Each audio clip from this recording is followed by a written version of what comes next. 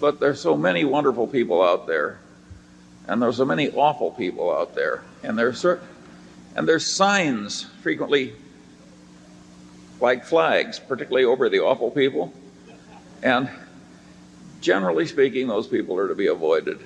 It's just the amount of misery you bring into your life by trusting some awful person, and the amount of felicity that you can bring in by making the right business associations. Look around this room, and there's some wonderful people who have created some wonderful businesses, and their customers can trust them, the employees can trust them, the problems can trust them to be fairly faced and reasonably solved. And those are the kind of people you want to, and people will take their promises seriously. I had some experience recently with a company, and they have their brand on a particular product, and somebody invented a better product in the same field, and they're taking their brand off their product. I mean, if it isn't the best, they don't want their brand on it. People who think like that frequently do very well in business, and the flags are flying. Yeah. I mean, it's like they got a sign and it just says jerk, jerk, jerk, and then you think you're going to buy the business and they aren't going to be a jerk, anymore. I mean, it just right. Opportunity cost is a huge filter in life. If you've got two suitors who are really eager to have you, and one is way the hell better than the other, you do not have to spend much time with the other, and that's the way we filter stock buying opportunities. Our ideas are so simple, people keep asking us for mysteries when all we have is the most elementary idea. Yeah, the first filter we probably put it through is whether we think and we know instantly, I mean, whether it's a business we're going to understand, and whether it's a business that if it passes through that, it's whether a company can have a sustainable edge, and that gets rid of a very significant percentage of the things people have. They always want to tell you some story or anything, and I'm sure they regard me and Charlie as very arbitrary in terms of, in the middle of the first sentence saying, well, we appreciate the call, but we're not interested. I mean, they just think if they explain something, and if I get letters on this all the time, but we really can tell in the middle of the first sentence usually whether those two factors exist. And if we can't understand it, obviously it's not going to we can't make a decision as to whether it has a sustainable edge. And if we can't understand it, we very often can come to the conclusion that it's not the kind of business where it will have a sustainable edge. So 98% of the conversations we can end in the middle of somebody's first sentence, which of course goes over very big with the caller, but and then sometimes if you're talking about an entire business, we can tell by who we're dealing with whether a deal's ever going to work out or not. I mean, if there's an auction going on, we don't want to. We have no interest in talking about it, and it just isn't going to. It isn't going to work.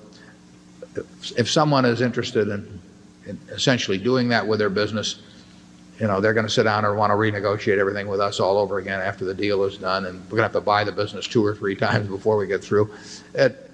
You just see all these things coming, and on the other hand, we've had terrific experience basically with the people we have associated with. So it works. It's efficient. We don't want to listen to stories all day, and we don't read brokerage reports or anything of the sort. It's just there's other things to do with your time. Charlie? Yeah. Another filter that Warren was alluding to is this concept of the quality person. And of course, most people define quality person as somebody very much like themselves. But identical, actually, is the word you're searching for. You have both talked today about the shrinking universe of stocks you could purchase, less margin of safety than ever, and a higher opportunity cost. And you've also talked about looking to potentially purchase your great companies that you already have at reasonable prices. And so I wonder if by talking so positively about some of your stocks, in particular Disney, such as in the 95 annual report when you talked about actually telling everyone that you were buying more shares on the open market, and again at the 97 meeting, at their meeting when you talked about maybe not selling the shares, those were both opportunities maybe when Disney may have dropped because of such things as increased debt or even people's concerned about the OVIT's compensation package. And I just wonder if that may hurt your ability to buy these great companies at reasonable prices by talking so positively about them when in fact maybe you could buy them at lower prices when people get irrational. Yeah, you're saying that, which I probably agree with it, if we would say the world is going to hell at Coke or Disney or Gillette, we might be better off in terms of being able to buy more stock.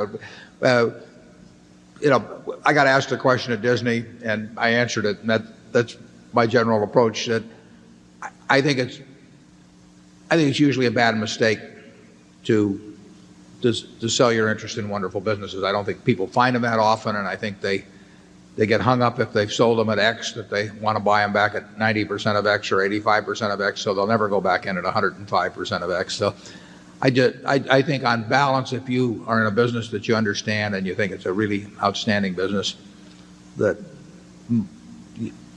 the presumption should be that you just hold it and don't worry. And if it goes down 25% in price or 30% in price, if you have more money available, buy more. And if you don't, you know, so what? Just look at the business and judge how it's doing. But there's no question. I mean, we try not to talk very much about the businesses, except maybe to use them as an illustration in a teaching mode or something of the sort. We're not touting anything. And I did try to stick those precautions in when I do talk about them as being wonderful businesses, so people don't take it as an unqualified buy recommendation or something of the sort. But we won't try and put any spin on when we're talking about business generally. We may not talk about them at all.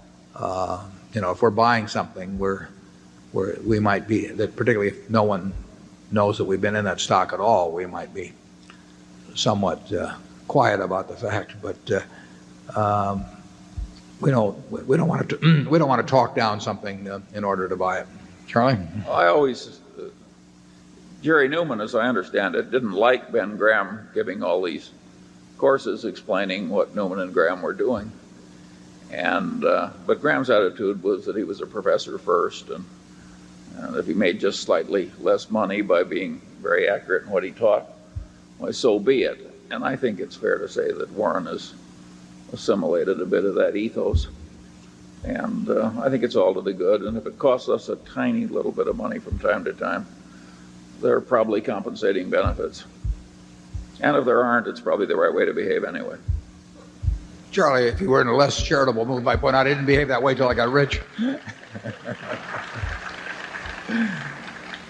Actually, I used to teach a course at what was then the University of Omaha, and we used all these current examples, and things were so cheap that nobody paid any attention.